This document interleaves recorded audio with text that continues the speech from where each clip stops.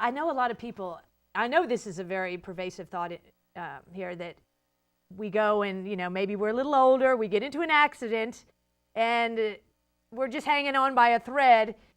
They see that we're an organ donor, they could use our organs. Yes. They're like, well, we'll let this one slide. She's got a good liver. She's got. Yes. Tell us if that's a fallacy, right? No, it's a good question, because it's a lot of questions out there that people has a fear. Right. They say, okay, I'm gonna be in an accident. They're not gonna save me because they want my organs. Right. It's not gonna work that way. In this country, I understand, because this country we variety it. There's so many cultures, but this country is illegal to sell organs. It's very illegal here. So when you get in an accident, of course they're going to save you. They're going to do everything they can do to save your life. They're not going to let you die. Even if you think they want your organs, they have to keep you alive. No one can profit off that, right? Yeah, no. So if I needed a heart transplant or a kidney transplant, I wouldn't have to pay for that organ, right? I would just have to pay for this transplant procedure, correct? That's a different insurance, but when you're a donor, no, you don't have to pay for giving an organ. And when you receive an organ, that's a different issue in insurance. So you've actually had a kidney transplant, haven't you? I did. I did in the last 3 years because I got a bacteria. I got a bacteria, and this bacteria attacks direct the kidneys only. So it's okay, because now with this process, I learned the purpose of my life. I can do something for somebody else. So in the way I say it's a blessing, because your kidney failure has been a blessing? Yes, because it made me feel strong and appreciate life better and see things different. And sometimes, it's hard to say, but sometimes a sickness or something happened to us, it's a lesson to be stronger to help others. And I'm here just to trying to help others. And that's what it's all about, isn't it? That's it. That's life, what it is. That's beautiful. Tell us about, I know that part of your job at Donate Life involves going out to families whose relations are maybe on life support or about to die, and trying to actually convince them to donate the organs of their loved one to the organization, right? We don't convince.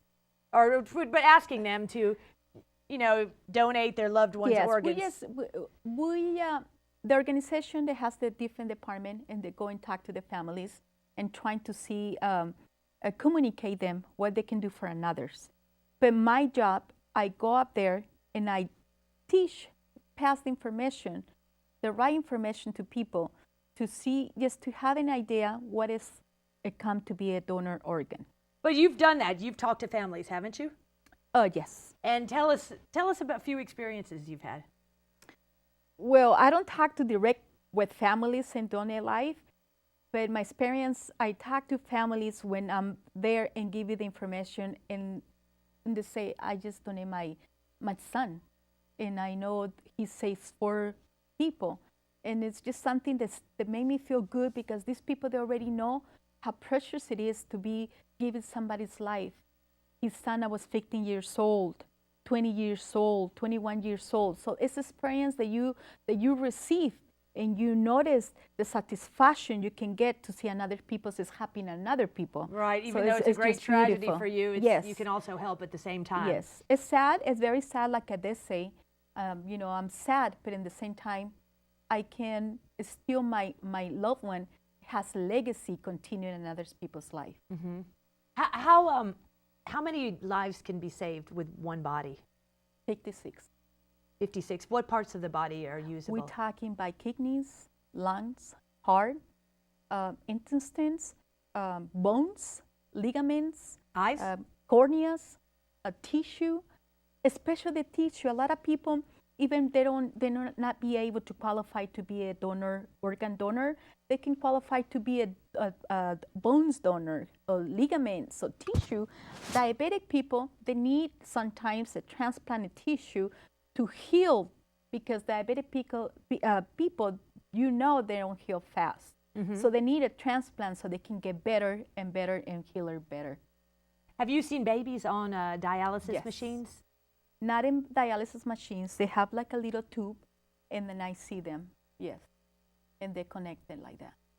You also are talk to the Mexican embassy Yes. in your work. Tell us about Yes. that. In the Mexican embassy, we go in trying to give the information to people because they have, like a lot of people, we believe in relations. You know, that before they used to tell you how you came in this world, that's how you're supposed to go. But now, most of the relations, the supporting the donors, the becoming a donor, so they teach us we can give another people's life. So I'm trying to explain them it's okay to do it because we don't believe in that before. But now it's open mind and encourage you to do it. So it's one of the things. And another thing is they're afraid. They're afraid because the legal status. Oh, because they're Here status, illegally, perhaps. Some of them, they're illegal, and then afraid that because they're going to... they don't want any paperwork or any trail of them being here, right? So they're afraid, but it's not that way. It's nothing to do with us, illegal matters, anything. It's just a health issue. Doesn't matter who you are. We don't see colors, nothing illegal, just trying to get somebody to be alive. So they're afraid you might turn them into immigration or something, so you right? have to explain to them it's okay, it's like if you got in an accident, they're going to take care of you. They're not going to let you die because you don't have papers or something. It's not how it works in this country. This country is, the health department is to save you. Whatever, doesn't matter what, is to save you and have you stay and be okay. Yeah. So I understand that you're going to be in the Rose Parade. Yes. That's pretty exciting. It's exciting, and it's I'm an honor to represent people that are waiting for a transplant, because it's the first year they have a person in the float that's going to be waiting for a transplant. Because normally the people that go to the Rose Parade is people that already got donated and they receive organs. So myself, I'm the first one to be waiting for a transplant, and it made me feel very, very blessed. That way I can send a message up there, and we can do it. Even because we sick, we in dialysis, we can control dialysis. Dialysis not control us. So you're pretty rare. I've known a few people on dialysis, and they spend a lot of time in bed, a lot of time relaxing. I don't know anyone who climbs mountains who's on dialysis, Norma. That's what I say. I'm so blessed. I'm so blessed to be strong and to be here. And I think because if God has me this way, it's for a reason. And I want to send a message out there. We can help people, and we can help each other to give us a life, a second chance at life. Do you know other people on dialysis? Of course. Do you ever encourage them to get out and... I do, but it's just sometimes the pressure, it takes over you. And to be passing that stage is hard, and I understand. So I'm trying to just tell them, come on, we can do it, just slowly, because I know it's sad. I see death every day. You see death every day? Of course. And I go to dialysis, and the next day, I don't see the patient anymore. And I ask, what happened to Mr. and Mrs.? It's already gone. So I see death every day, and I told them, come on, we can do better and better. Even 10 minutes, anybody is sick. Anybody, doesn't matter, waiting for a heart, a liver, treatment, cancer treatments. 10 minutes we can start doing exercise.